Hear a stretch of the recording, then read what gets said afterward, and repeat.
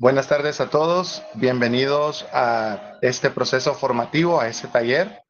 Gracias al Club de Leones Universitario Valle de Comayagua, compañeros leones a nivel nacional de diferentes clubes e Inversiones Grupo Hidasco que hace posible este proyecto, programa Lionel.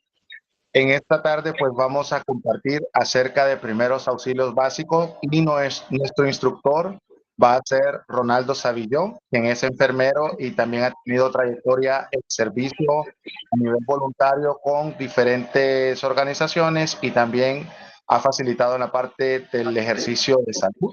Y él está aquí para podernos compartir a nosotros acerca de este tema tan importante. Te agradecemos a todos por aprovechar el tiempo y bueno, bienvenido Ronaldo y gracias por decir que sí al proyecto. Muchas gracias, ingeniero.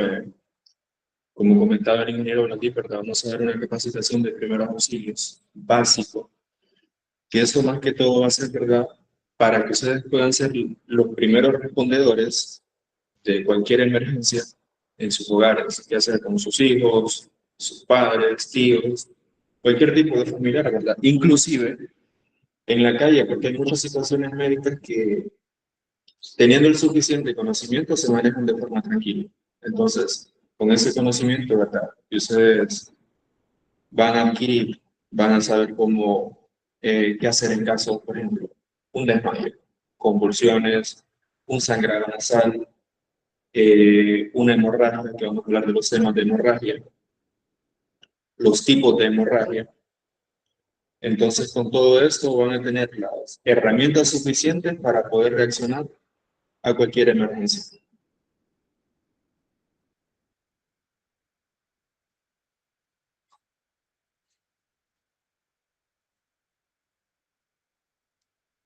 Solo, solo quedamos con la diapositiva, ingeniero.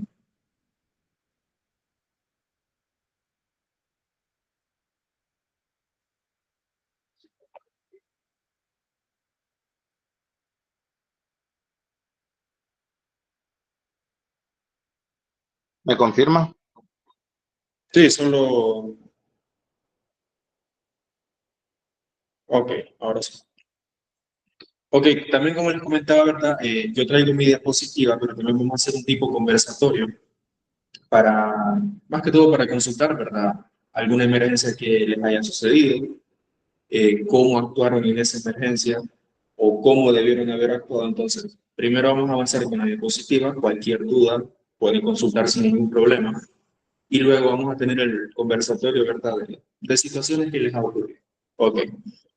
Con la introducción, ¿verdad?, tenemos que las emergencias médicas y los accidentes suelen suceder en cualquier momento y en cualquier lugar. De no tener el conocimiento en primeros auxilios, podemos ocasionar lesiones permanentes, incluso la muerte. Un poco fuerte, ¿verdad?, que dice incluso la muerte, pero es verdad, muchos casos, más que todo cuando son accidentes de tránsito, que los pacientes presentan múltiples politraumatismos. Me imagino que ustedes han de haber visto, ¿verdad?, que lo primero que dicen es, no, agarrarlo, subirlo al carro. O sea, lo agarran como que fuera un saco de papas, ¿verdad?, hablando popularmente, y lo quieren subir al carro. Se entiende, ¿verdad?, que es una emergencia, pero quienes están capacitados para brindar esa atención, o sea, son personas certificadas, ¿verdad?, paramédicos, asistentes de primeros auxilios, personas que tengan algún curso de primeros auxilios para saber cómo mover a esa persona, porque no solo es agarrarla, subirla al carro o inclusive subirla a la ambulancia. Hay que saber cómo evaluar la situación, ver qué tiene el paciente, si tiene fracturas, si tiene hemorragias, ver, bueno, lo fundamental, ¿verdad?, en casos ya muy complejos, las cervicales. O sea, si un paciente tiene una fractura cervical, hacemos un mal movimiento, créanme que ese paciente lo vamos a dejar parapléjico de por vida. Y eso va a ser culpa de nosotros y todo eso incurre en temas legales. Entonces, dicha la introducción, ¿verdad?, vamos a pasar al otro punto.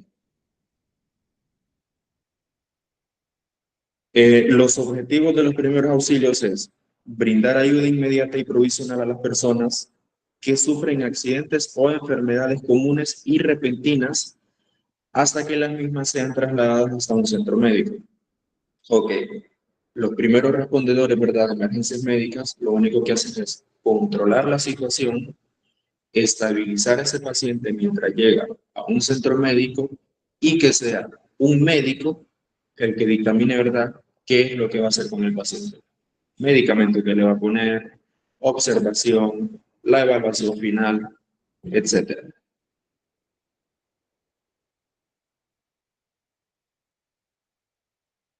Ok, vamos a comenzar a hablar de algunos temas, ¿verdad? Me imagino que todos, bueno, hemos visto, yo hacía chiste, ¿verdad? Que yo nunca me he desmayado, nunca me he desmayado. Entonces hablaba las cosas con unos amigos y amigas, ¿verdad? Que hemos visto personas que se desmayan, pero no nos hemos desmayado. Yo no sé qué se siente desmayar. Entonces, en un desmayo, ¿verdad? Un desmayo también conocido como lipotimia, que es el término médico, es una pérdida temporal de la conciencia causada por una disminución del flujo sanguíneo al cerebro. La recuperación suele ser rápida y completa, durando el episodio menos de 2 minutos. Ustedes creo que han visto que cuando una persona se desmaya, eh, número uno, le ponen alcohol en la nariz, agua florida, le quieren dar de beber. Un grave error, porque una persona que está inconsciente no puede tomar, o sea, no puede hacer uso del tragar porque está inconsciente. Entonces, eso lo que va a provocar es un atragantamiento. Entonces, ¿qué hacemos en un desmayo? Podemos colocar a la persona así como está en la imagen. O sea, eso se llama posición de seguridad. Ponerlo de lado, con la cabeza hacia el lado. Y esa técnica se usa, ¿verdad? Porque la persona está inconsciente. Entonces, la persona al estar de lado, si en un caso le dan ganas de vomitar, va a poder vomitar de forma tranquila. En cambio, si está boca arriba, el vómito, ¿verdad?, puede hacer que broncoaspire. Broncoaspirar es prácticamente que nos estamos ahogando con nuestro propio vómito. Entonces, cuando vean a una persona desmayada, nada de alcohol en la nariz, nada de agua florida, nada de darle de beber. He escuchado que no sé qué hay que darle guineo, ni cosas así. Simplemente posición de seguridad de lado, así como podemos ver en la imagen, la cabeza hacia un lado y la persona se va a recuperar sin ningún problema. Esto, ¿verdad?, en casos de desmayo por insolación, deshidratación. Ya si son situaciones que involucran golpes, no sé, choques o accidentes, pues eso ya es muy, muy diferente. En este caso solo estamos hablando de desmayos. La otra diapositiva habla sobre las convulsiones. Creo que todos, ¿verdad?, tenemos en la familia una persona que convulsiona, todos. Y es muy importante saber cómo actuar en estos casos. Una convulsión, ¿verdad?, es una alteración súbita de la actividad eléctrica del cerebro que puede provocar cambios en el comportamiento, movimientos, sentimientos y niveles de conciencia. Estos episodios pueden manifestarse como movimientos espasmódicos, temblor rápido y rítmico, pérdida del control del esfínter y otros síntomas como desvanecimiento, confusión, babeo, espuma en la boca. Las causas pueden variar desde fiebre, infecciones, lesiones cerebrales, problemas metabólicos, hasta epilepsia.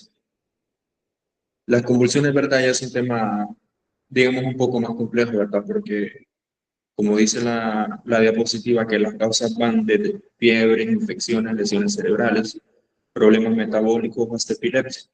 Vamos a abordar cada uno de esos puntos, ¿verdad? Por ejemplo, las fiebres. Su hijo, que entre recién nacido, ¿verdad?, 5 o 10 años, por ejemplo, ahorita viene la temporada de dengue, que yo trabajo en una clínica, ya estamos viendo muchos casos de dengue. Y lo complicado en esto es tanto el recuento plaquetario, que es muy bajo, como las fiebres. Con fiebres, o sea, se puede llegar a una convulsión. Sería que de una temperatura a partir de los 40 grados hacia arriba. Entonces esto puede provocar convulsiones. Las convulsiones es algo muy complejo porque hay veces que involucra bastante los temas neurológicos y eso causa muchos problemas. Entonces, en caso de tener o sufrir alguna, ¿verdad? O sea, lo correcto es siempre visitar a un médico. Evaluación, ver qué sucede, cuál es el motivo de la convulsión, etcétera. Sobre las infecciones, ¿verdad? También involucra todo ese tipo de enfermedades, dengue, influenza, etcétera.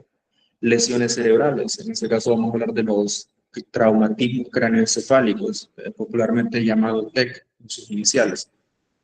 Eso, ¿verdad? Es un golpe en la cabeza que popularmente yo los he visto en los motociclistas.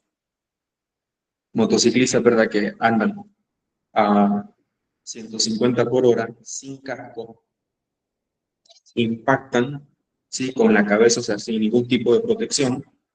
Eso produce un traumatismo craneoencefálico. Lo secundario a esto es convulsiones, sangrados nasales, sangrado por los oídos, eh, un sinfín, ¿verdad? Pero centrándonos más en las convulsiones, porque todo eso causa un shock neurológico que daña, ¿verdad? O sea, toda la circulación sanguínea, lo que llega y provoca una convulsión. Los problemas metabólicos, bueno, incluso, y abarca todos, ¿verdad? De los temas de enfermedades comunes. Ahora bien, ¿cómo actuar en una convulsión? El primer foco de atención va a ser la cabeza, porque al convulsionar tenemos movimientos espasmódicos, o sea que no controlamos los movimientos. Entonces, el riesgo más grande es que el paciente que está convulsionando se golpee la cabeza. Tranquilamente, vamos a agarrar ¿qué? Una toalla, un cojín, una almohada, lo que sea, ¿verdad? Para poder cubrir la cabeza. Esperamos que termine la convulsión porque normalmente las convulsiones siempre duran entre 2 a 5 minutos. Si pasa de 5 minutos, hay que buscar atención. Esperamos que termine la convulsión y ponemos al paciente en posición de seguridad. Que la posición de seguridad, ¿verdad?, es la misma en caso de desmayos. Paciente de lado, con la cabeza de lado, en caso de que vomite, va a poder vomitar sin ningún problema, no va a broncoaspirar, no se va a atragantar. Y ese es el tratamiento definitivo para la convulsión. Sí, cuando el paciente ha dejado de convulsionar, ¿verdad? Pero si el paciente durante los 5 minutos o más sigue con la convulsión, hay que buscar ayuda médica. Se contacta una ambulancia para que usted sea trasladado a un centro médico, ¿verdad? Y sea atendido por un médico. De lo contrario, las convulsiones solo duran entre 2 a 5 minutos y normalmente no pasan a más. Entonces, no es de alarmarse, solo es de ver la situación, cuidar la cabeza que no impacte contra el suelo. Al terminar la convulsión se pone en posición de seguridad de lado y el paciente se va a recuperar de forma tranquila. Sí, esto no es de, como les comentaba en los casos de los desmayos, ¿verdad? No es de alcohol, agua florida, que darle guineo, que darles agua, no, nunca se les da líquidos, el paciente está inconsciente. El paciente no puede tragar por sí mismo y lo que van a hacer con esto únicamente es atragantarlo y ahí vamos a tener de convulsión a un atragantamiento, ¿verdad? Que hay que usar otras maniobras que de igual manera están en la positiva, aunque no es lo correcto, ¿verdad? No hacerlo. Cuidar el cráneo, que no impacte con el suelo. Al terminar la convulsión, posición de seguridad, listo. Ahí el paciente se va a despertar solo. Si dura más de 5 minutos, atención médica. Pasamos a la otra diapositiva que trata sobre sangrado nasal. Yo elegí estos temas, ¿verdad? Porque son unos temas súper comunes. Sangrado nasal, bueno, en la familia, amigos, todos tenemos personas que sufren sangrado nasal. El sangrado nasal o hemorragia nasal es la pérdida de sangre de los vasos sanguíneos de la nariz. Es común y suele ocurrir debido a irritaciones menores o por resfriados, aunque Ser alarmante, aunque puede ser alarmante en la mayoría de los casos, no es grave y se detiene por sí sola o con medidas de cuidado personal. En este caso, cuando dice que puede ser alarmante es porque, o sea, la cantidad de sangre es exagerada. No es exagerada, ¿verdad?, a tal punto de provocar, o sea, hipovolemias, pero es escandalosa, ¿sí? Las veces que, bueno, hemos atendido ya con la situación del dengue, ¿verdad?, pacientes que han presentado sangrado nasal y es escandalosa la hemorragia. Esa, como dice, ¿verdad?, puede ser a irritación, desde irritaciones, ¿verdad?, que es lo más común en el caso de fiebres, hasta ya cosas más complejas como el dengue. Sí, bueno, estoy mencionando bastante la palabra dengue porque ya viene esa temporada, ¿sí? Es cuando las plaquetas bajan, los glóbulos blancos bajan, todo esto, no hay coagulación sanguínea y aquí es donde provocan los sangrados, tanto nasales, sangrados por los oídos, sangrado, bueno, la famosa melena, que es sangrado al hacer heces, sangrado vaginal, etc. Entonces, tratamiento del sangrado nasal con nuestros dedos, hacemos presión en la nariz, si no tenemos alguna gasa en casa, ¿verdad? O algún trapo, simplemente hacemos presión y hacia adelante. Mantenemos presionada la nariz de 7 a 10 minutos hasta que se controle el sangrado, ¿sí? Y muy importante, es hacia adelante, nunca hacia atrás, porque la gente piensa, ¿verdad?, que al levantar la cabeza como que no va a haber el suficiente flujo, pero de igual manera, al hacerlo hacia arriba y hacia atrás, lo que va a hacer es que nos ahoguemos con nuestra propia sangre. Entonces siempre con nuestros dos dedos, una presión considerable y hacia adelante, entre 5, 7 o 10 minutos y se va a controlar la hemorragia. Sí, estos son casos del día a día, son casos muy tranquilos, ¿verdad? O sea, nada grave, por así decirlo. Sí, que se pueden controlar de forma muy tranquila, eh, para que no pase más, porque los sangrados nasales, como les comentaba, ¿verdad?, son bastante escandalosos. Ok, la otra diapositiva nos habla sobre, bueno, aquí estamos entrando en un tema ya un poco más avanzado, ¿verdad? Que es OVACE, que es obstrucción de las vías aéreas por cuerpo extraño. De igual manera, todo mundo ha pasado por alguna de esas situaciones, ya sea con sus hijos, con sus padres, todo tipo de familiar, ¿verdad? Y yo me acuerdo cuando no tenía el suficiente conocimiento, ¿verdad? Mi padre, él padecía de asma y él sufría obstrucciones, ¿verdad? O sea, más que todo era atragantamiento por saliva o dificultad respiratoria. Y uno se alarma, o sea, ¿para qué? Uno se preocupa, uno no sabe cómo reaccionar. En este caso, ¿verdad? OVACE, que significa obstrucción de las vías aéreas por cuerpo extraño, es el acrónico de obstrucción de las vías aéreas por cuerpo extraño. Es lo que comúnmente se conoce como atragantamiento por un objeto, un trozo de comida, etcétera. Ese objeto, en lugar de ir por el esófago, va por otro camino, el de la vía aérea. La vía aérea se obstruye y por tanto el aire no puede pasar a los pulmones. Si no pasa aire, tampoco pasa el oxígeno, que es el necesario para todo el organismo, incluido el cerebro. Si el cerebro está más de 4 minutos sin oxígeno, las lesiones pueden ser muy graves, incluida la muerte. Ok, entrando a ese tema, ¿verdad?, de la obstrucción. Nos vamos a memorizar que hay dos tipos de obstrucciones. La obstrucción parcial, ¿sí?, que es cuando el paciente está tosiendo, o sea, sí muestra signos de que se está ahogando, ¿verdad?, pero está tosiendo.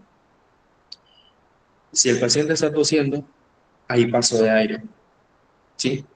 Y en ese caso no hay que preocuparnos, porque hay paso de aire, el paciente, bueno, inclusive nosotros, ¿verdad?, nos hemos atragantado y sabemos que cuando tosemos, aunque sea un poco de aire, pero lo agarramos, ¿sí? Entonces, el tratamiento para la obstrucción parcial, ya sea que nos atragantamos con saliva, con agua, ¿cuál es el tratamiento? Toser, únicamente toser, ¿sí? Nada de golpecitos en la espalda, nada no sé, de hacer la maniobra de Heimlich, porque en este caso no es necesario, ¿verdad? Obstrucción parcial, paciente está tosiendo. Eso se lo deben de grabar bien. Obstrucción parcial, el paciente está tosiendo. Si el paciente está tosiendo, significa que hay paso de aire. El paciente, la recuperación va a ser a través de estar tosiendo. Únicamente ese va a ser el tratamiento que uno mismo se lo da. Ahora bien, si la obstrucción es total, ahí estamos hablando, o sea, son otros 20 pesos, como decimos popularmente, ¿verdad? En la obstrucción total, como pueden ver en la imagen de la diapositiva, esto es la señal universal de atragantamiento. O sea, esto, o hay otros pacientes que se llevan las manos hacia atrás, y en la obstrucción total, ahí no hay paso de aire, ¿sí? Porque está obstruida la vía aérea por un cuerpo extraño, ya sea alimento, cualquier tipo de alimento, un pedazo de tortilla, frijoles, etc. Entonces el paciente va a mostrar unos signos, ¿verdad?, de asfixia. Por ejemplo, cianosis, que la cianosis es cuando los labios se ponen morados, debido, ¿verdad?, a la falta de oxígeno. Y como mencionaba también una diapositiva, que esto afecta al cerebro. Al no haber oxígeno, el cerebro no se irriga, entonces todo eso causa daño cerebral, ¿verdad? Siempre y cuando pase a más, tal vez cuando cuando el paciente pierde la conciencia. Ok, la maniobra de Heimlich, ¿verdad?, consiste, solo se hace en la obstrucción total, cuando el paciente muestra este signo, cuando el paciente no está tosiendo. Ok, nos vamos a poner detrás del paciente, ¿verdad?, en la espalda, vamos a utilizar el puño, ¿sí?, con el dedo pulgar, ¿verdad?, salido, o sea, sobresalido. 4 dedos arriba del ombligo, ¿sí? Vamos a poner el puño y con esta mano vamos a hacer presión hacia adentro y hacia arriba en un solo movimiento, ¿sí? Hacia adentro y hacia arriba. O sea, nosotros vamos a aplicar esa maniobra, ¿verdad? Vamos a rodear al paciente por la espalda y vamos a hacer esta maniobra. La maniobra, ¿verdad?, se repite hasta que el paciente expulse el cuerpo extraño, ¿sí? Cabe tener en cuenta, ¿verdad?, que puede llegar a perder la conciencia el paciente. En este caso, ¿verdad?, pues en pacientes que por obstrucción total pierden la conciencia, se aplica RCP, que esto ya es algo muy avanzado, ¿verdad?, que no se lo puedo explicar a través de una pantalla, ya tendría que ser personal, porque al perder la conciencia, el único mecanismo es RCP, porque está provocando la obstrucción total, o sea, va a provocar un paro respiratorio y el paro respiratorio viene seguido del paro cardíaco por la falta de oxígeno, porque el oxígeno no está llegando al cerebro. Ese, verdad, ya es un tema muy aparte. Si llega a suceder, o, bueno, o no sé si alguno, ¿verdad?, está certificado para dar RCP, lo puede hacer. Pero si la obstrucción es total, perfectamente pueden hacer la maniobra de Heimlich, que es la que le comenté. Puño, 4 dedos arriba del ombligo, hacemos presión hacia adentro y hacia arriba en un solo movimiento. Esto, ¿verdad?, en adultos, inclusive en niños, a partir de los 5 8 años se puede hacer esta maniobra. Están los bebés también, ¿verdad?, que los bebés siempre están propensos a sufrir esto. La maniobra de Heimlich en bebés, por ejemplo, en lactantes, vamos a poner, digamos, de espalda, ¿verdad?, al bebé. Aquí, la cabeza la vamos a tener aquí, y en bebés si se dan golpes en la espalda, en los omoplatos, en el centro de los omoplatos. la parte de atrás de la espalda, sean 5 golpes secos hasta que expulsen el objeto, ¿verdad? Lo tenemos boca abajo en esta mano, pasamos al bebé a la otra mano, ¿sí? Y revisamos. Siempre podemos revisar, ¿verdad? Por ejemplo, en caso de los bebés, podemos abrir la boca y ver si se observa, si el cuerpo extraño.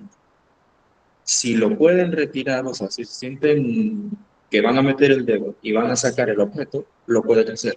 Si no, no lo hagan, porque podría atragantarlo más y la emergencia va a ser más grave. Eso sería, bueno, en adultos, ¿verdad? Y en bebés es totalmente diferente, como les comenté ahorita. Se pone en el brazo del bebé, los golpes son en la espalda, golpes secos, 5 golpes, se repite esta acción hasta que el bebé expulse, ¿verdad? El objeto extraño. Ok. Se deben de memorizar que en la obstrucción parcial están las dos situaciones, ¿verdad? Obstrucción parcial es cuando el paciente está tosiendo y la obstrucción total es cuando el paciente no está tosiendo. Y vamos a ver esta señal como signo de alarma, ¿verdad? Que esta es popularmente conocida como la señal de atragantamiento universal. O sea, toda persona que se está atragantando va a hacer esta señal o esta señal atrás de los brazos. ¿Alguna duda hasta el momento o alguna sugerencia?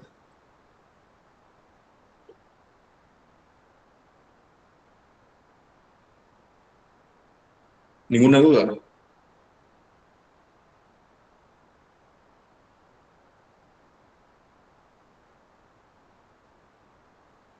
Ok, si no hay ninguna duda, vamos a... Todo está muy claro, Lico. Muchas gracias. Ok. Perfecto. Ok, vamos a continuar con la otra diapositiva. Bueno, lo de la maniobra de Heimlich, ¿verdad? Recapitulando de nuevo, los síntomas más comunes son tos ineficaz, incapacidad de hablar o respirar y la cianosis. La cianosis es cuando estamos mejorados de la boca, ¿verdad? Debido a la falta de oxígeno. Y vuelvo y repito, ¿verdad? En algunos casos puedo ser que repito mucho las cosas, pero hay cosas en unos temas que debemos memorizarlas para saber reconocer la situación. Obstrucción parcial, hay paso de aire y el paciente puede toser. En la obstrucción total no hay paso de aire. Y la maniobra de Heimlich, que es la que le comenté, ¿verdad? Que es lo que pueden ver en la imagen, esa se hace en la obstrucción total. En la obstrucción parcial, vamos a dejar que el paciente esté tosiendo hasta que se recupere. En este caso no se aplica ninguna maniobra, solamente dejar que el paciente esté tosiendo porque hay paso de aire, ¿verdad? Él se va a recuperar totalmente tranquilo y sin ninguna novedad. Ok, la otra diapositiva.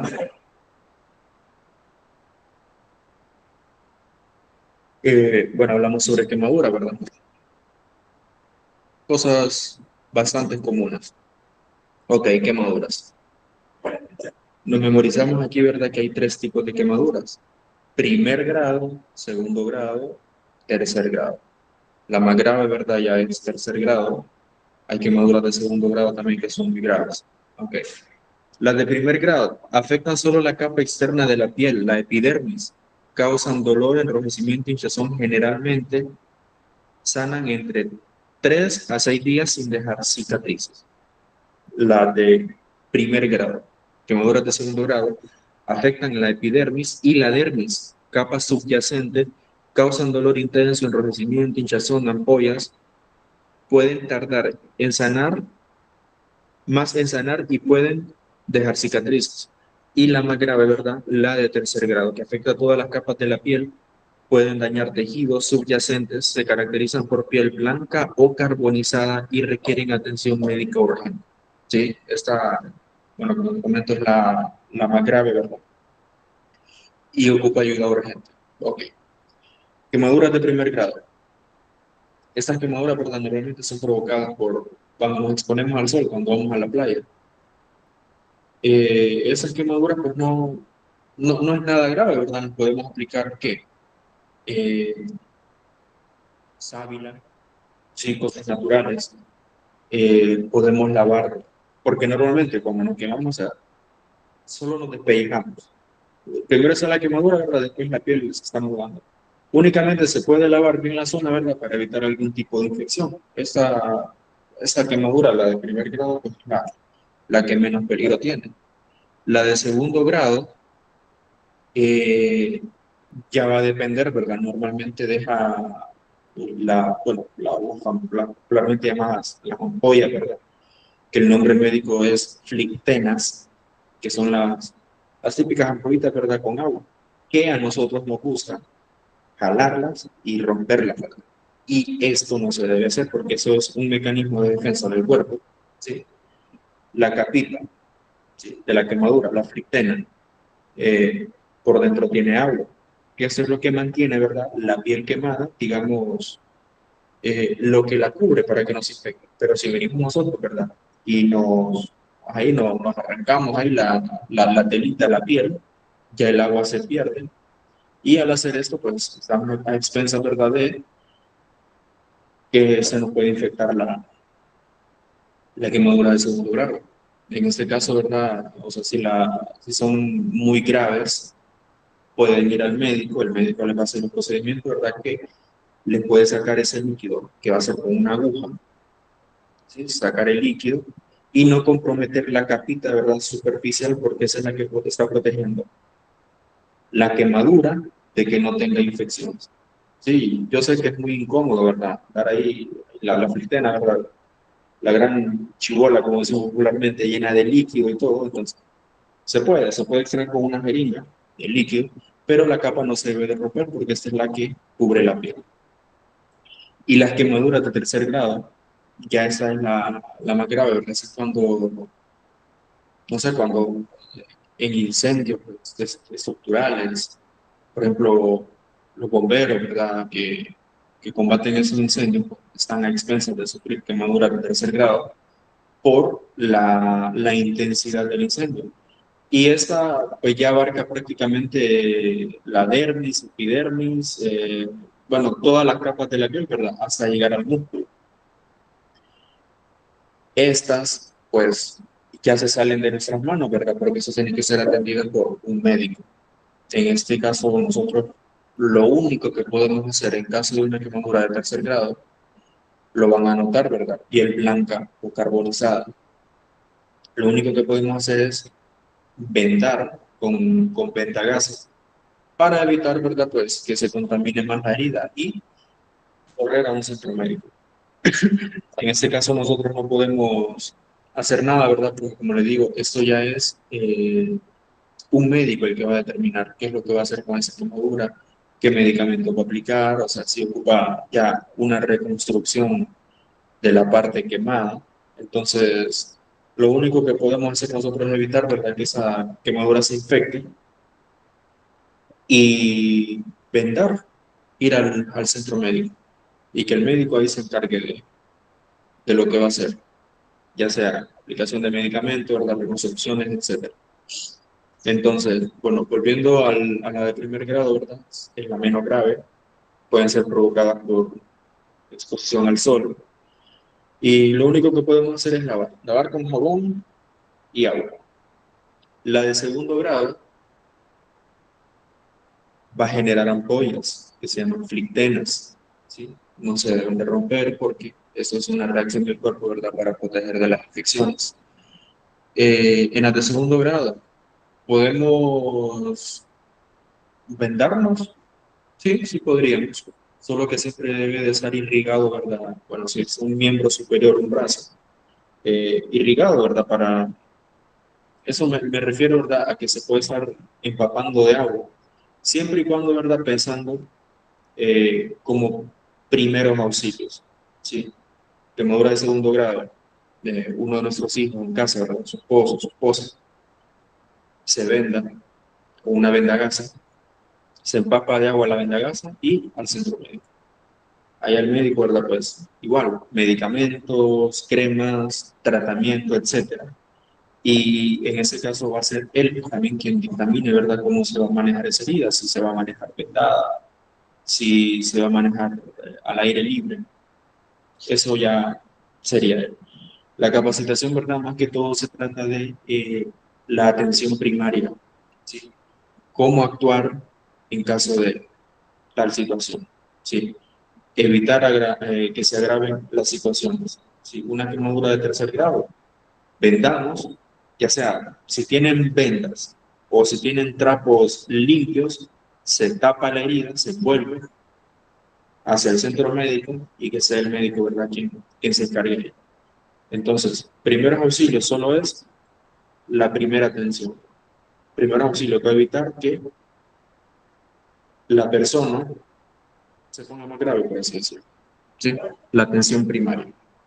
Ok, de las quemaduras, vamos a pasar a la siguiente diapositiva. Las hemorragias. Muy importante. Fracturas. También tenemos el tema de fracturas. Fracturas, hemorragias, maniobra de Heimlich y las quemaduras, casos que no pueden faltar en una charla de primeros auxilios.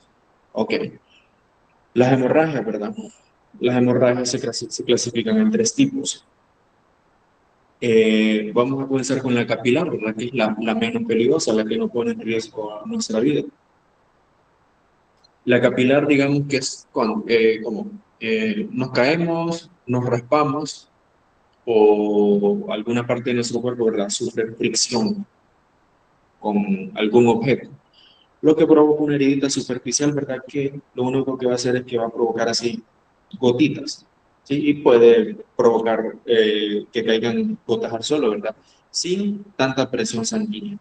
Esa es la hemorragia capilar, que es la menos peligrosa. De la capilar nos vamos a ir a la hemorragia venosa.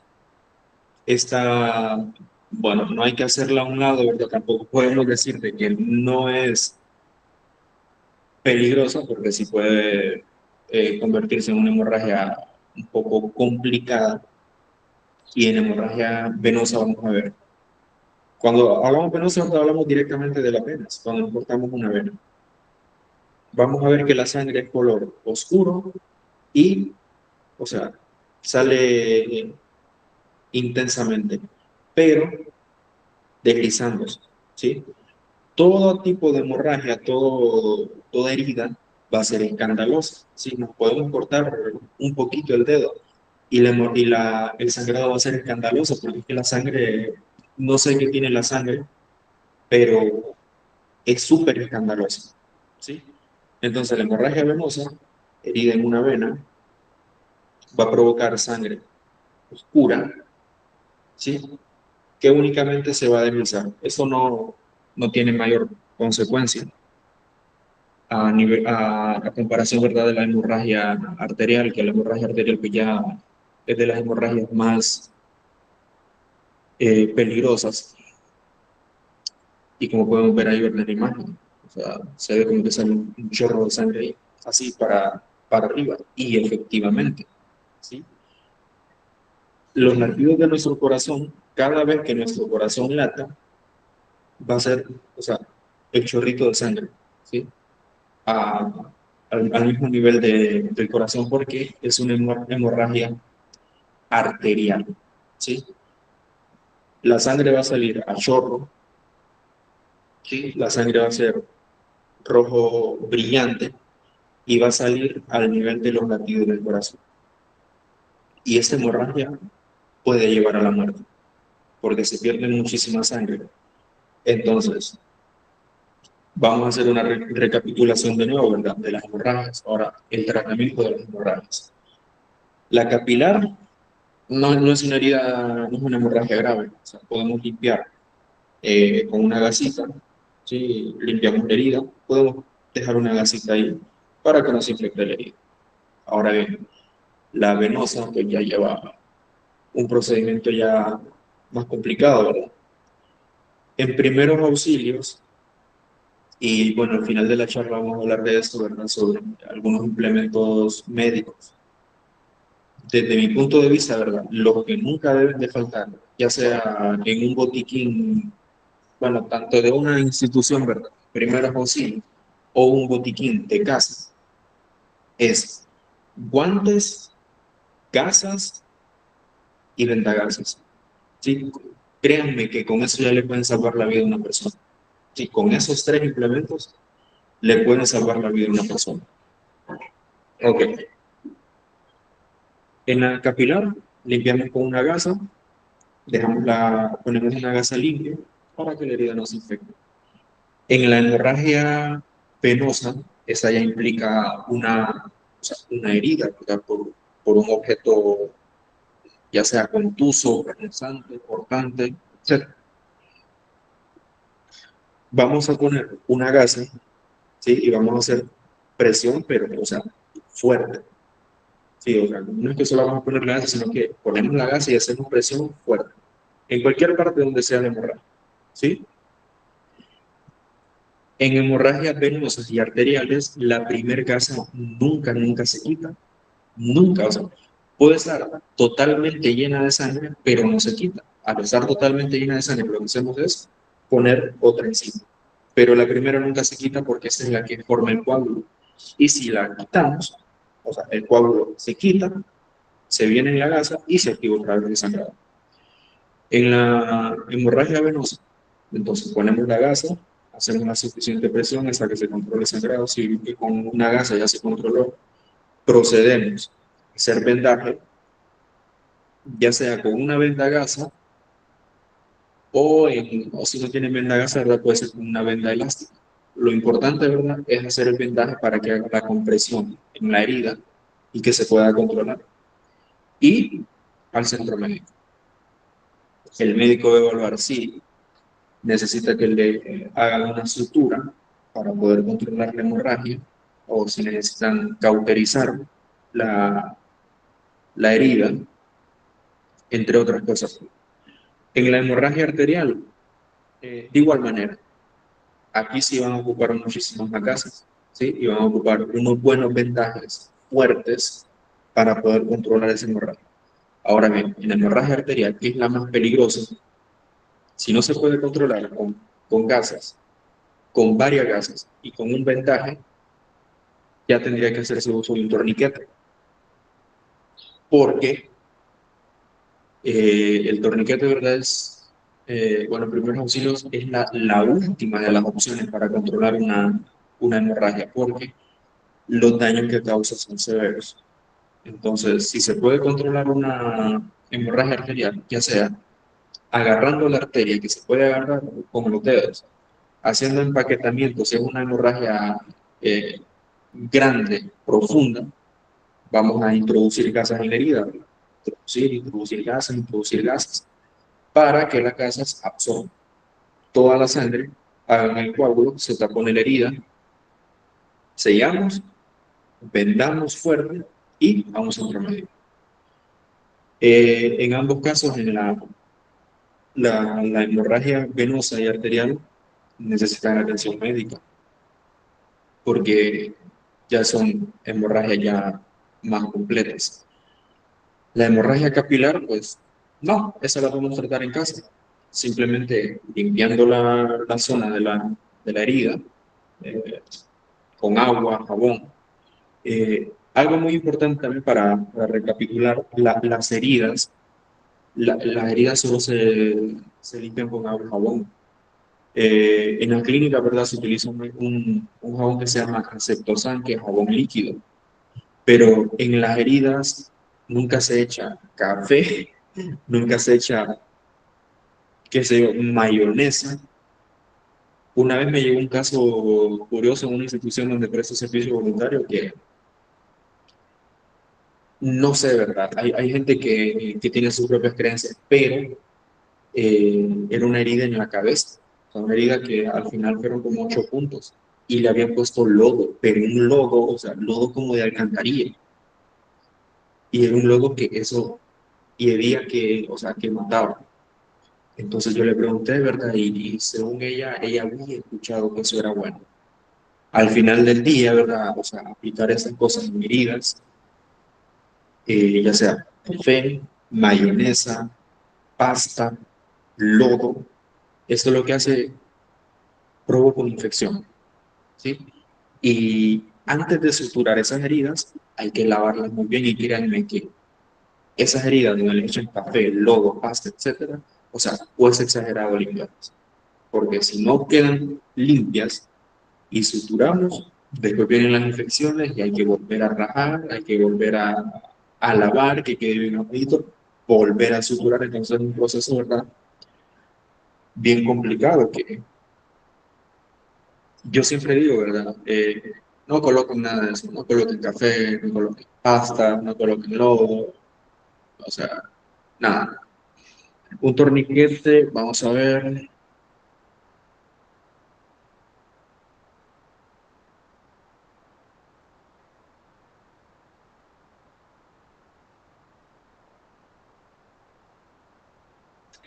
La compañera Ana dice, un torniquete puede tener algún grado de alteración, un momento de colocarlo en una herida provocar algún efecto secundario del sistema circulatorio sanguíneo y por cuánto se puede tener, por cuánto tiempo se puede tener una herida con torniquete. Excelentísima pregunta esa, que inclusive se me había pasado por alto. Eh, en, el torniquete solo se utiliza en hemorragias arteriales, ¿verdad? Y el tiempo máximo es de 120 a 150 minutos. Con el torniquete, ¿verdad? Digamos, en el brazo, puesto, sin aflojarlo en ningún momento. Este tiempo, ¿verdad? Bueno, es el que lo ha avalado. Hay una, es como una asociación, ¿verdad? Que se llama PHTLS, que es como un soporte vital del trauma prehospitalario que dicta esto, ¿verdad? Tanto tiempo, esto, lo otro. Entonces, en la guía de PHTLS menciona que es de 120 a 150 minutos, sin que, bueno, siempre produce daño, ¿verdad? Pero se puede salvar la extremidad. Muy buena pregunta es de 120 a 150 minutos.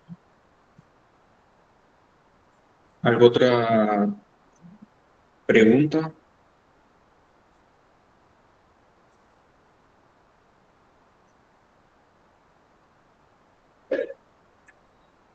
¿Alguna duda, pregunta de los temas que hemos hablado?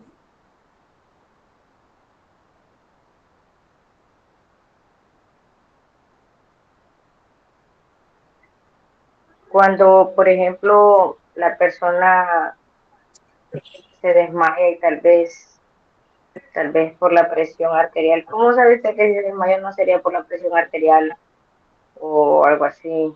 Porque se puede desmayar, pero ¿y qué tal es porque padece de la presión y uno no Bueno, sabe? buena pregunta. Siempre, ¿verdad? Los pacientes van a presentar, en el caso de la presión arterial, ¿verdad? Lo típico, dolor de cabeza, eh, hormigueo en la lengua, zumbidos en los oídos. En este caso, ¿verdad? Pues si el paciente pues no comunica ninguno de esos síntomas, ¿verdad? Para el familiar va a ser, o sea, se va a preguntar, ¿verdad? Escucha, ¿qué está pasando? En este caso, solo se puede saber tomando la presión nada más. No podemos, o sea, por eso cuando uno brinda atenciones, ¿verdad? Hospitalarias y uno llega a la escena, uno siempre pregunta, eh, ¿padece de alguna enfermedad? Se le pregunta al familiar, ¿padece alguna enfermedad? Porque lo que me preguntó la compañera, pues, tiene bastante lógica, ¿verdad?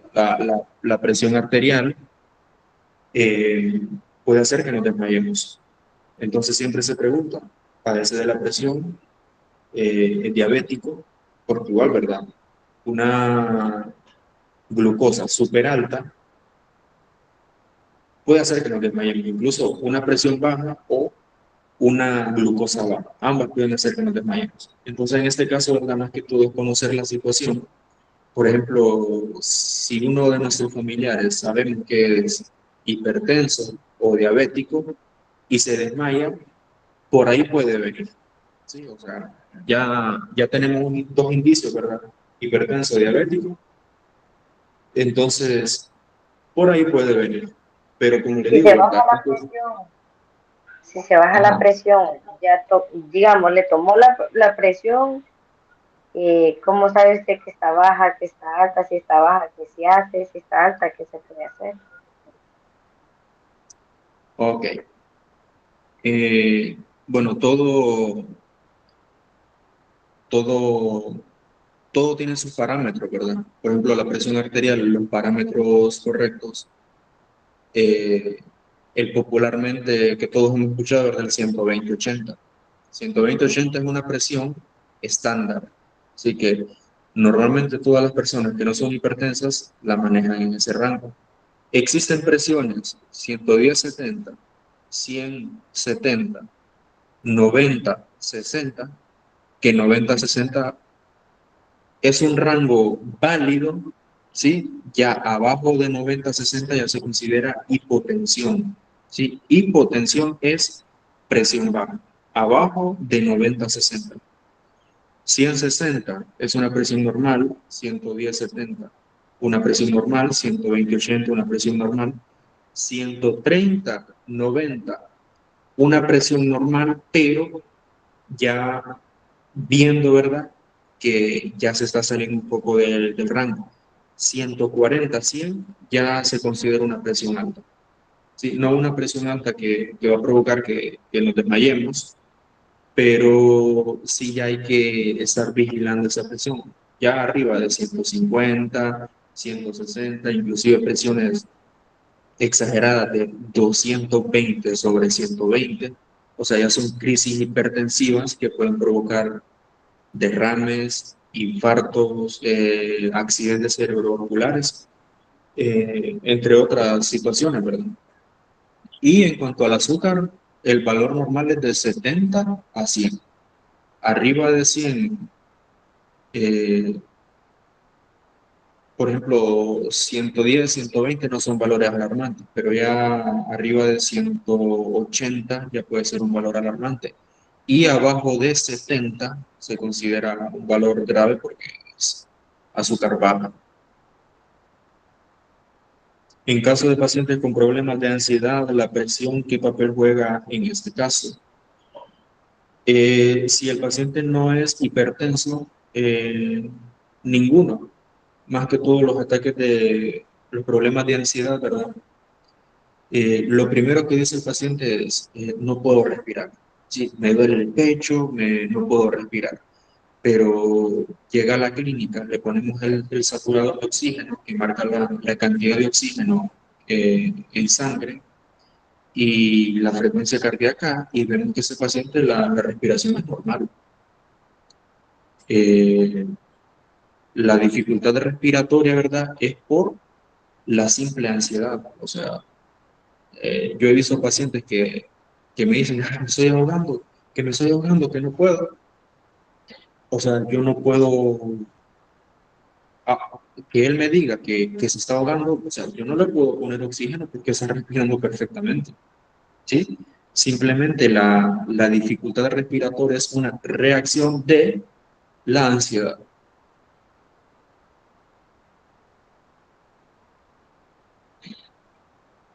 Ok, nos habíamos quedado en hemorragia, ¿verdad? Nos faltan las diapositivas ahí un poco importantes. Vamos a pasar a la otra diapositiva y luego seguimos con el conversatorio aquí de algunas situaciones.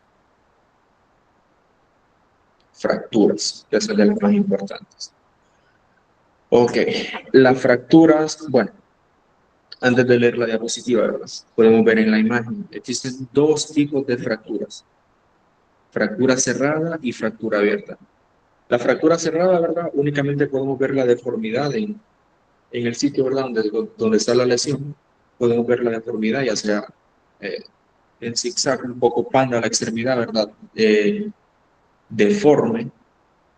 Esa es la fractura cerrada. Y la fractura abierta es cuando el hueso, obviamente, se fractura y a su vez rompe la piel y se expone el hueso. podemos ver, o sea, el hueso rompe la piel y podemos ver el hueso que sobresale, ¿verdad? Ok, las fracturas cerradas no rompen la piel circundante y por tanto son menos propensas a la infección. Por otro lado, las fracturas expuestas en las que el hueso atraviesa la piel son más peligrosas y requieren atención inmediata debido al riesgo de infección y complicaciones graves. Ok, en este caso, ¿verdad? Volvemos con el tema de las hemorragias. En fractura expuesta va a haber hemorragia. Y en este caso, lo único, o sea, ya en una fractura expuesta, ¿verdad? Lo único que podemos hacer es controlar la hemorragia, que ya hablamos, ¿verdad?, cómo se controla una hemorragia arterial. Aplicamos vendas y hacemos vendajes compresivos, ¿verdad? Vendajes fuertes. En caso de no poder controlar una hemorragia de esta forma, se va a hacer uso de un torniquete. Que los torniquetes, ¿verdad? Hay torniquetes certificados. Estos son los que, bueno, están certificados, ¿verdad?, para el control de hemorragias. Yo personalmente en los torniquetes improvisados no confío. O sea, mejor me voy directamente al vendaje, si es un vendaje compresivo, o un vendaje bien socado, por así decirlo, y ese podría llegar a controlar la hemorragia. Otra cosa, en las fracturas expuestas, el hueso se va a salir, va a romper la piel, ¿sí? Por ninguna manera, o sea, nunca, si un día en uno de esos casos, nunca se les vaya a ocurrir intentar meter el hueso de nuevo o sea, dentro, ya sea, digamos, la rodilla, ¿verdad? Si el hueso está afuera, o sea, el hueso está ahí afuera, el hueso ahí se deja, no se intenta meter, solo se controla la hemorragia, porque es lo más grave, ¿verdad? Una fractura expuesta, ¿sí? Que el hueso rompió la piel y provocó una hemorragia. Se controla la hemorragia, se venda y a un hospital. Para, bueno, de un ortopeda, del cirujano, para que haga reconstrucción ahí del hueso, que en las fracturas, la fractura expuesta son las más complicadas. Y en la fractura cerrada, ¿verdad? Que solamente vemos la deformidad, pues en este tipo, ¿verdad? Quedan como sospecha de fractura. O sea, nosotros manejamos ese término, sospecha de fractura, porque nosotros no tenemos vista de rayos X. Puede ser una luxación o no, sí puede ser una fractura, ¿verdad? Pero va a ser un rayos X que dictamine, ¿verdad?, si es una fractura o no, qué tipo de fractura, y toda la situación, ¿verdad?, el tratamiento médico que va a recibir, se ocupa cirugía, se ocupa platina, se ocupa esto, se ocupa lo otro. Entonces nos memorizamos esto, ¿verdad? Fractura cerrada, solo podemos ver la deformidad, y la fractura abierta, que el hueso va a romper la piel y vamos a poder ver el hueso. Y en la abierta se controla la hemorragia, se hace el vendaje y se traslada. En algunos casos, ¿verdad? Bueno, retomando eso de la fractura cerrada, que solo podemos ver la deformidad, hay un término que nosotros llamamos crepitación, que el crépito es como así, como cuando sacamos los dedos así. Cuando movemos la extremidad para hacer la evaluación, o sea, nosotros escuchamos eso, ¿sí? Y son los dos huesos, ¿verdad?, que están chocando entre sí.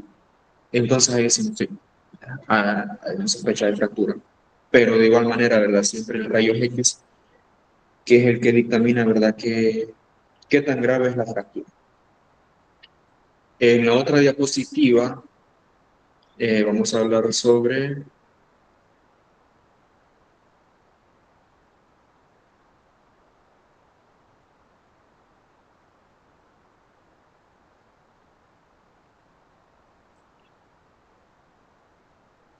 pasamos a la otra diapositiva.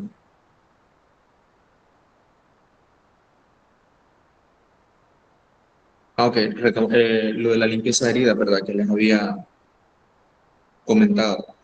La limpieza de heridas es un proceso que implica la eliminación de tejido necrótico, suciedad, contaminantes de una herida.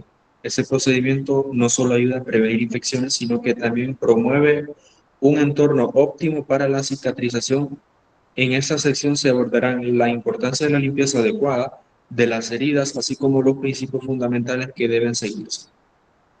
Ok, ¿qué comentamos? Nada de café, nada de pasta, nada de mayonesa, nada de lodío de alcantarilla, nada de nada. Las heridas únicamente se lavan con agua, con jabón. Otra cosa muy importante, el agua oxigenada. El agua oxigenada no es para lavar heridas. ¿Sí? Si usted, es algo muy popular que todo el mundo, eh, o sea, le echa agua oxigenada a las heridas. O sea, si ustedes se fijan en el botecito de agua oxigenada, dice, para, o sea, hace referencia a cosas superficiales que, por ejemplo, podemos limpiar una mesa con agua oxigenada. Si al menos en las clínicas usamos el agua oxigenada, por ejemplo, viene un paciente herido, lo acostamos en las camillas y la sangre, ¿verdad?, se coagula y se queda pegada. Nosotros utilizamos ahí la agua oxigenada para despegar la sangre, pero en una herida no, porque lo que hace es quemar la herida, o sea, provocar más dolor. No se usa ni agua oxigenada ni alcohol en heridas, porque es un dolor inmenso. Y en caso de heridas donde se ocupa sutura, si previamente, ¿verdad?, se comete el error de echar alcohol o agua oxigenada, esto va a hacer, o sea, va a provocar una quemadura y los bordes, ¿verdad?, al suturar la herida, o sea, los bordes no van por así decirlo, ¿verdad?, en un mal término, no van a pegar, o sea, la piel no se va a pegar, por ende, va a tardar mucho más tiempo en que se cicatrice la herida. Entonces, como memoria, ¿verdad?, las heridas solo se lavan con agua y con agua, únicamente. Y haciendo referencia, ¿verdad?, incentivándolos, por ejemplo, a que tengan su propio botiquín en su casa. Si tienen donde apuntar, ¿verdad?, lo que les había dicho, los tres materiales esenciales: guantes manitas, ¿sí? Guantes, guantes normales. Las gasas, que las gasas las venden, bueno, creo que hacen pulperías, las venden en un lado, vale como 3 lempiras, solo que esas gasas son bien delgadas. Pero igual, mire, yo les pongo que con unos 200 lempiras hacer un botiquín decente y se le puede salvar la vida a una persona. Sí, 200 lempiras, bueno, para algunos, ¿verdad?, puede ser mucho, para otros poco, pero no se compara con el precio de poder salvar una vida. Avanzamos. Guantes, gasas, vendagasas para hacer el vendaje. Podemos poner también una gasa, perdón, una venda elástica, ¿sí? Tijeras, todos tenemos en casa, ¿sí? Pero deberíamos de tener una, ¿verdad?, en nuestro botiquín, para no andarla ahí buscando en la gaveta, en otro, en otro. ¿Qué más? Jabón líquido para limpiar la herida. Con esto ya pueden salvar una vida, ¿sí? Con cosas tan sencillas pueden controlar una hemorragia y salvarle la vida a una persona. Bueno, creo que, no sé si hay otra diapositiva. Christine Leiva. Las heridas también se podrían lavar con solución salina. Correcto, correcto, con solución salina y gasas. Gracias.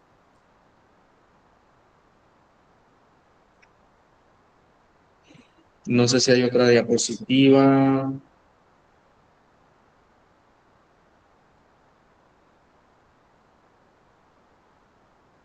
Ok.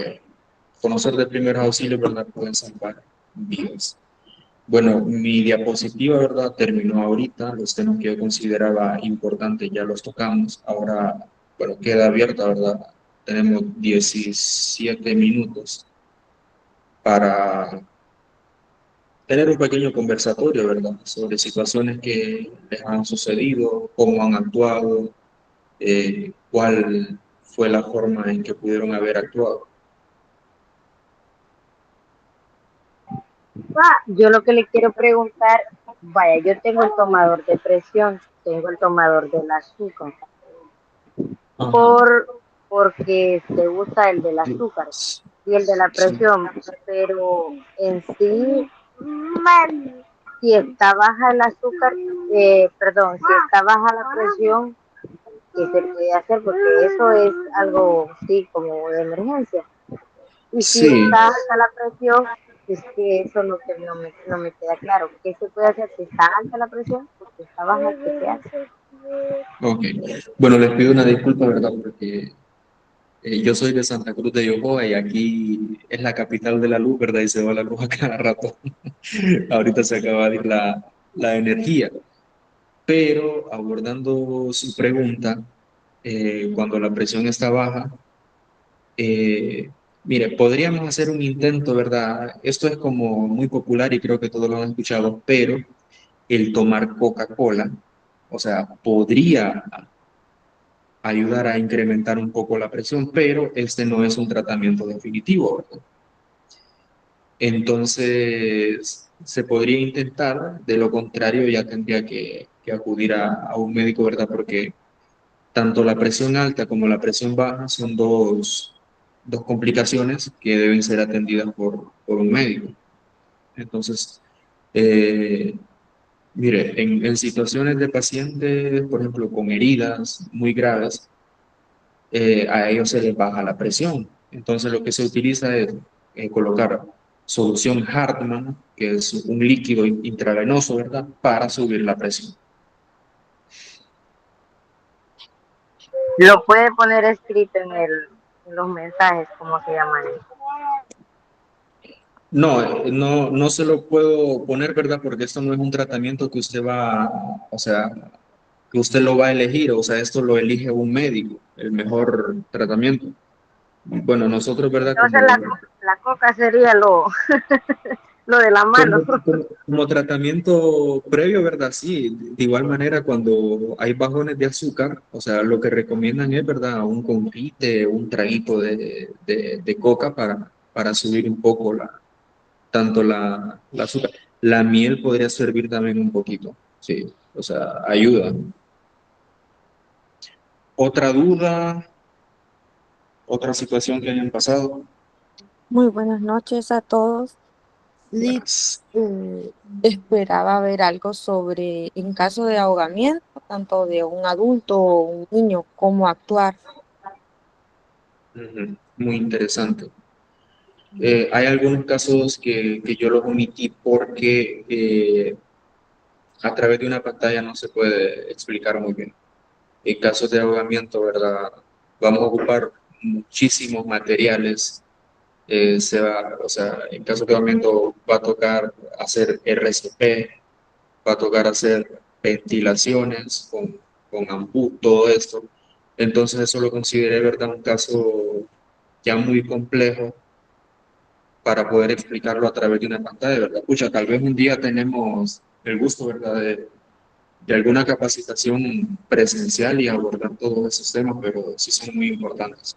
En casos de ahogamiento, ¿verdad? Lo que va a prevalecer es la ventilación con ampú y RCP, más que todo. De igual manera, para un niño pequeño de 2, 3 años, Sí, bueno, yo estoy haciendo, no sé si la pregunta, ¿verdad? Está haciendo referencia a ahogamiento, o sea, por sumersión, o sea, mientras están nadando en piscina y todo esto. ¿Es así? básicamente es que he notado que hay un gran número de niños ahogados, tal vez Ujú. se sumergieron en una pila o en un tambo Sí. de agua, más que todo por Ujú. esa razón. Eh, es un caso pucha, ¿verdad? Tal vez todos deberíamos de tener ese conocimiento, pero sí es un caso que explicarlo a través de una pantalla sería muy engorroso porque yo no puedo enseñarles RCP a través de una pantalla, o sea, no, es imposible, no se podría. Entonces ya para esto, ¿verdad? Son temas presenciales y como le comento, ¿verdad? Se va a hacer RCP porque en ahogamiento por sumersión el problema es la respiración, ¿verdad? Los pulmones. están comprometidos, no puede respirar. Seguido de esto, ¿verdad? Pues viene la parada cardíaca. Entonces, aplicando RCP y ventilaciones, podemos sacar al paciente de la parada respiratoria y evitar que haya una parada cardíaca. Pero como le comento, ¿verdad? Ese ya es un tema ya muy, muy extenso. Tiene que ser con algún instructor que lo dé de forma presencial. ¿Otra duda? Buenas noches. Mire que yo tengo una inquietud. En Ok. el caso cuando hay una mordedura de serpiente, ¿qué tan recomendable es hacer una incisión en la mordedura y colocar un torniquete? No, no es correcto porque, digamos, me muerde aquí una serpiente, ¿verdad? Y yo coloco el torniquete aquí, ¿sí? El veneno se va a centrar en toda esta parte y lo que va a hacer es, o sea, me va a dañar en cuestión de minutos esta parte y de igual manera, ¿verdad? Se va a expandir al cuerpo, pero el veneno se va a concentrar únicamente donde uno coloca el torniquete. Entonces, aunque no suene lógico, es mejor dejar que el veneno circule por todo nuestro cuerpo, ¿sí? Va a circular en pequeñas cantidades y no se va a centrar en un solo lugar, ¿verdad? Donde se pueda concentrar. De igual manera, ¿verdad?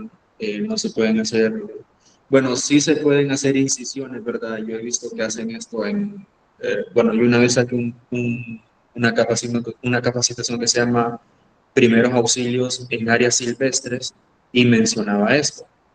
Se puede hacer, teniendo el conocimiento se puede hacer, pero si no tenemos el conocimiento, no hacemos una incisión, ajá, y nos cortamos una vena, o sea, ya tendríamos otro problema. Entonces, normalmente las incisiones siempre las hace un médico en un hospital o clínica. ¿Y Otra pregunta. qué sería lo más recomendable al momento de presentarse una emergencia de un caso así? De una mordedura de serpiente. ¿Sí? Mire, lo primero es identificar la serpiente. A veces es muy complicado, ¿verdad? Porque, o sea, solo fue la mordida, la serpiente se fue, no se vio. Eh, Identificar la serpiente, bueno, si a un caso la llegasen a matar, ¿verdad? Que no es lo correcto, ¿verdad? Pero normalmente siempre lo hacen. Tomarle una foto, ir al médico de forma urgente y llevar la fotografía, ¿verdad? Para que el médico tenga una idea si es una serpiente venenosa o no es una serpiente venenosa, porque aunque les parezca sorprendente que nos topemos con una serpiente venenosa, sería un caso sumamente raro, porque la mayoría de serpientes no son venenosas.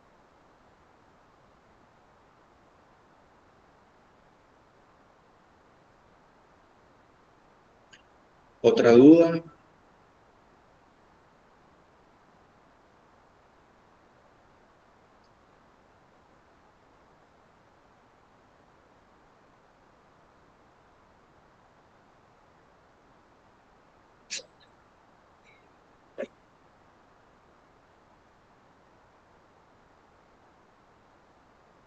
¿Alguna duda, alguna consulta? Yo sé que todos tienen alguna duda o consulta, no tengan pena en preguntar.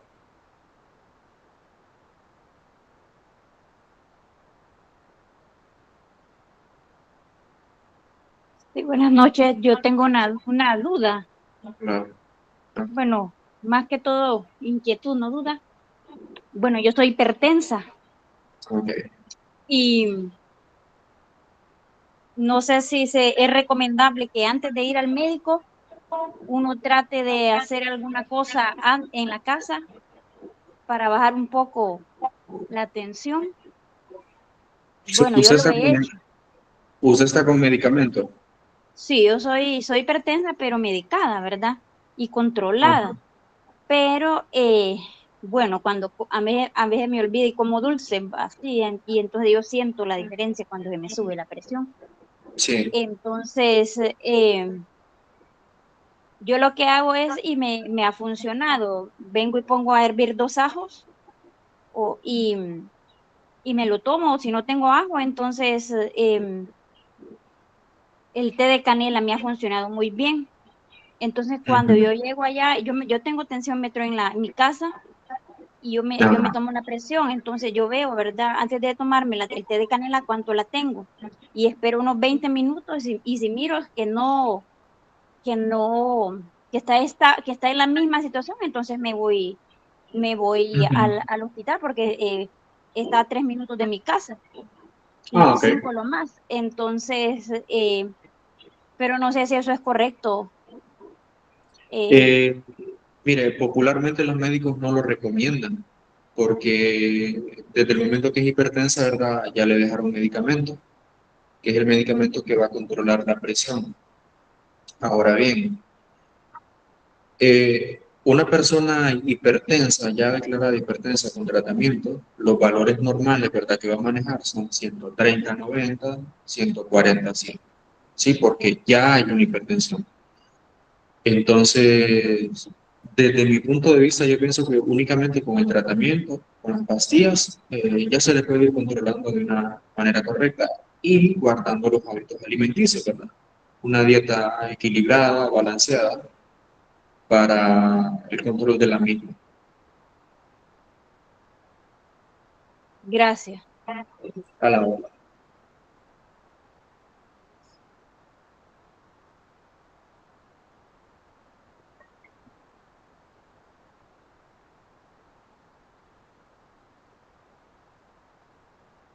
¿Otra duda?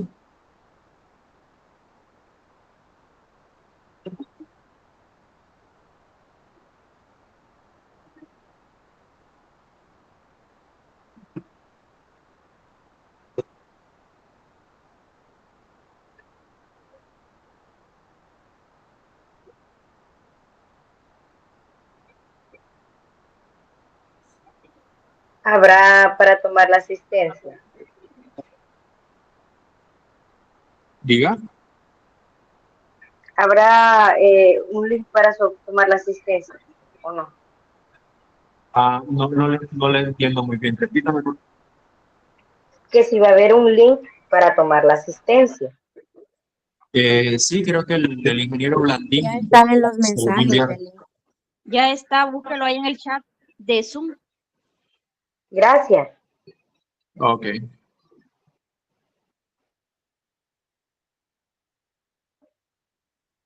Bueno, tenemos 4 minutos todavía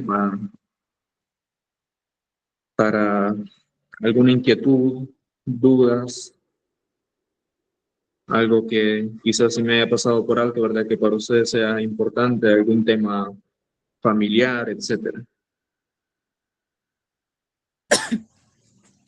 Yo tengo una consulta. Ok.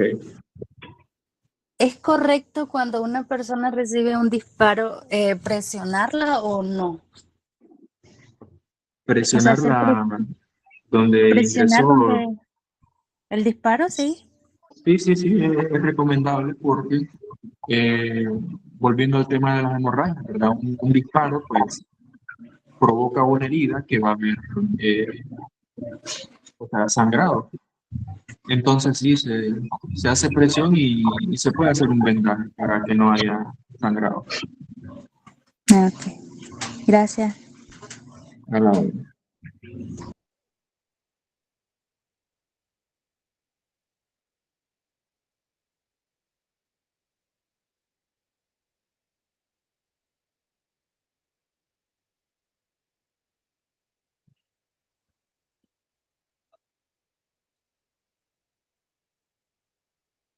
¿Alguien más que tiene alguna duda? Hola, feliz noche. Sí, yo tengo una duda. En el tema de una picadura de serpiente, así como hemos visto en las películas, ¿está correcto absorber la otra persona con la boca? No, porque la otra persona se intoxicaría con el veneno. Y ya serían todas las personas, ¿verdad?, que necesitarían antídoto para el veneno de la serpiente.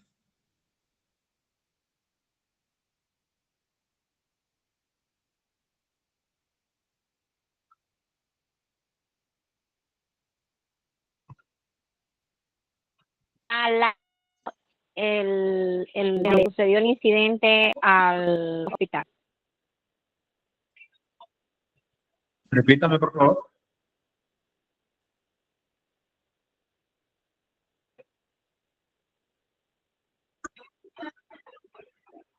Que en este caso, si donde sucedió el incidente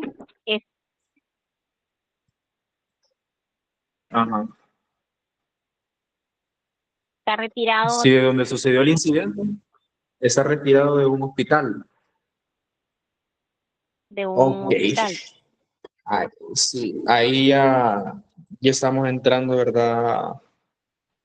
A una situación, ¿verdad? Que causa mucha tristeza en el país, pero en ese caso únicamente va a incrementar la posibilidad, ¿verdad?, de que la persona muera nada más. Debido a que no tenemos hospitales cercanos, no tenemos ambulancias disponibles. Entonces, normalmente cuando ustedes escuchen en la televisión, en noticias de que una persona murió por una mordedura de serpiente, es porque era de un lugar muy alejado y no se le brindó una atención inmediata.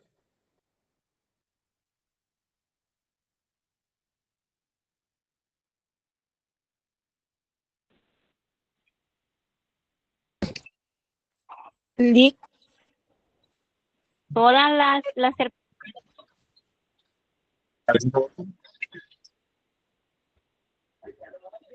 Hola. serpientes una consulta.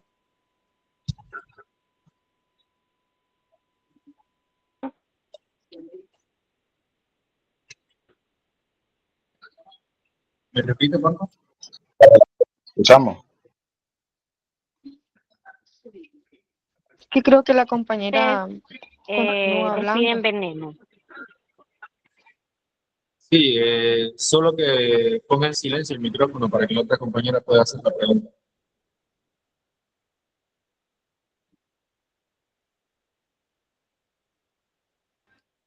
Licenciado, la consulta es si es del todo normal que una persona maneje una presión baja, siempre y cuando esté dentro de los parámetros.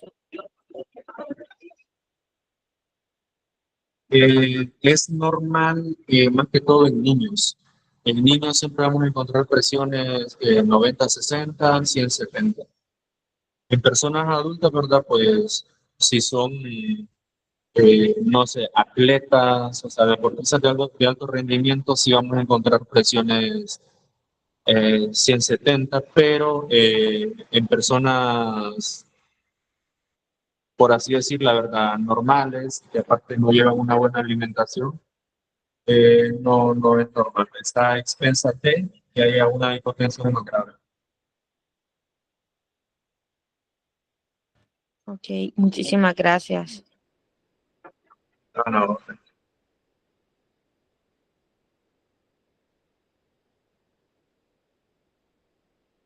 Bueno, creo que con eso, ¿verdad?